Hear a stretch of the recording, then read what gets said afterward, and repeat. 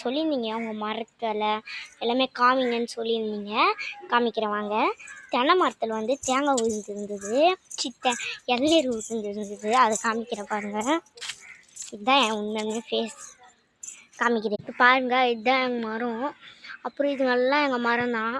எங்கள் வீட்டை ஒரு நாள் சுற்றி காமிக்கிறேன். இன்றைக்கி பாருங்கள், இதுதான் எங்கள் புது வீடு. ஓகேங்களா? இதெல்லாம் வந்து இந்த பாத்ரூமு எங்கள் புது வீடா. இங்கெல்லாம் கார்டன்ஸ் மாதிரி. அது பின்னாடி பார்த்தீங்கன்னா இது வந்து எங்கள் பழைய வீடு.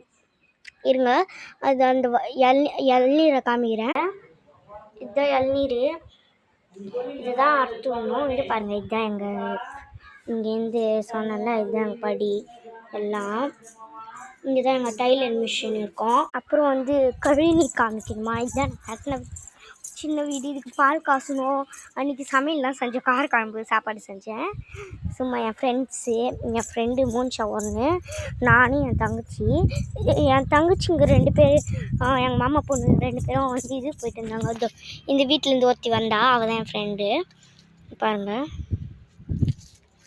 ஃபுல்லாக நான் தூங்கவில்லை, காணவில்லை. பை ஃப்ரெண்ட், உங்ககிட்ட ஒன்று சொல்லணும்னு நான் நினச்சேன். நீங்கள் ஏன் கமெண்ட்ஸே பண்ண மாட்டேறீங்க? இந்த ஃபுட்டு பண்ணுங்கள், ஒரு நாள் க்ரீன் கலர்லேயே பண்ணுங்கள், அதுமாரி நிறைய கலர்ஸு அதுமாரிலாம் டியா இதுக்கு எல்லாம் பண்ணுறீங்க பார்த்தீங்களா? அதுமாரி எனக்கும் சொல்லுங்கள், நானும் பண்ணுறேன். ஏன்னா கமெண்ட்லாம் பண்ணுங்கள், லைக் நிறைய பண்ணுங்கள். லைக் பண்ணிங்கன்னா எனக்கு காசெல்லாம் வராது. இந்த பட்டன் வாங்கணுன்ட்டு எனக்கு ரொம்ப ஆசை.